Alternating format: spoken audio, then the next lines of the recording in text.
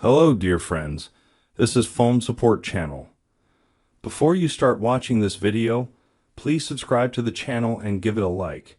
And also write your feedback in the comments if this video helps you, or if you have any questions. Thank you. In this video, I want to show and tell you how to repost someone else's video in TikTok. The profile that posted that video will have a note that you reposted it, and you will have that video hanging in your profile. Watch. To do this, you open the app. You find the video you want. Then you click on the button, Share. There's a repost button. You click on that button. Done. This video is already in your profile. You can check it out. Go to your profile. And in this item, we see all the videos that we have posted. You can keep them here or delete them.